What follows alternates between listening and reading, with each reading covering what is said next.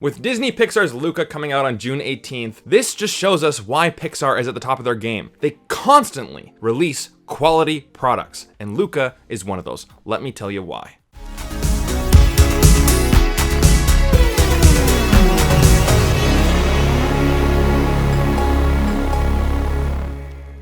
Buongiorno, my name is Brandon, aka the BrandoCritic. Welcome back to the channel. I really appreciate you being here. If it's your first time here, make sure you hit that like and subscribe button. I really do appreciate all the support, and so do my partners at Movie Scene Canada. Their link will be in the description box below. But today I'm here to tell you why Luca is worth a watch. Now, the first thing I want to talk about is culture. Now, Disney and Pixar are really great at showcasing other cultures from around the world. And in Luca, it's Italy's turn, right? The Amalfi Coast of Italy. You know, you have your stereotypical pasta and Vespas, right? The little scooters, but you have the background characters playing Scopa cards, and they're drinking espresso and eating gelato, and you have like nonnas, right? Old ladies, people watching in the square with cobblestones and fountains in the city square and clotheslines from house to house, and there's fishermen everywhere. This movie is just a love letter to Italian coastal culture. Even the villain Ercole is such a stereotypical Italian bad guy. And again, I am a big lover of world cultures and learning about other places around the world, and just seeing a certain culture showcased by Disney, it's wonderful. Now, if Pixar would only show some Canadian culture, I would really appreciate that, but I digress. So that's a really great part about the movie. Second of all is the animation. Now, talking about Disney Pixar films, especially over the last 5 years, I'm gonna sound like a broken record to say that it is amazing animation. But what I like about the animation style in Luca, at least for the characters, is that it's a very cartoony style. It's very simple. You don't have all the features being extremely realistic. It's very cartoony, which I thoroughly enjoyed. So you have the cartoony characters mixed with the beautiful, vibrant backgrounds of Italy. It's just a wonderful mix, and it gives Luca a very distinct animation style. Now, it's one thing to have the movie look good and take place in a very interesting location, but what about the movie itself? For me at least, Luca really provides us in the character department. Luca, Alberto, and Giulia, these three characters work so well together. They're so cute, and it reminded me of Harry Potter, right? Harry, Ron, and Hermione, just a good group of kids wanting to explore and learn and go on adventures.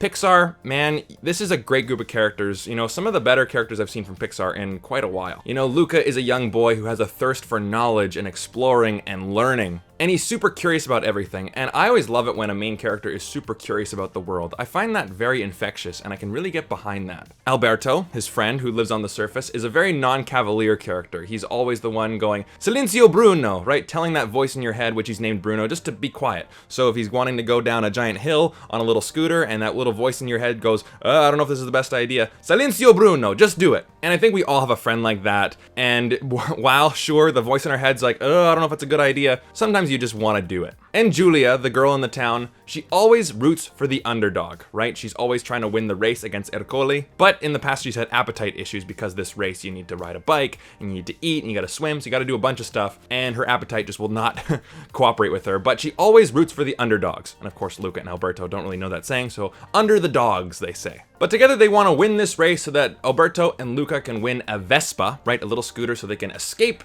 and see the world. And I made the joke that this is kind of like Phantom Menace, right? A little kid wants to win a race so they can win something to get them out of a certain place. Don't worry, this movie is much, much, much better than Star Wars Episode 1, The Phantom Menace. Just a little tiny, funny little comparison there. Now, I will say that there's one thing that I would find lacking in this movie, and that is the message. It's in here, but it's so tacked on, it's so simple, and it's just like the filmmakers are saying, okay, yeah, sure, let's have a message about, you know, fitting in and being who you really are. It seems like we've seen this message before from Disney and Pixar and other children's films and other animated films tackled in a much better way than this movie. It just seems like this one is just slapped on the movie. Okay, it's a good message, we all know it.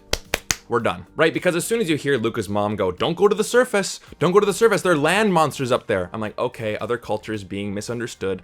I understand this movie, I understand the message right away. However, the argument to that would be that this movie goes the Studio Ghibli route. Ghibli, whatever it is, you know what I'm trying to say. Where the message of the movie is really just to enjoy life, be friendly, go on adventures, explore, learn new things, and all of that is explored through Luca. And again, it's a very infectious thing, a child's imagination, and that is what Disney does extremely well. The entire theme park business of Disney built upon that idea of bringing out that inner imagination in you. And that's what Luca does extremely well. So with great characters, wonderful animation, a fun story, and just showcasing that Italian culture, I really enjoyed this movie. I'm giving this movie a 4 out of 5. Again, guys, Pixar can do no wrong. Man, I'm just so looking forward to the next Pixar film. And this film is not a sequel, it's an original idea, and I love when we get those still today. So what about you guys? Are you guys planning to see Luca? If you have, let me know your thoughts, and also let me know what is your favorite Pixar movie. I gotta go with the OG. I still love the original Toy Story from 1995.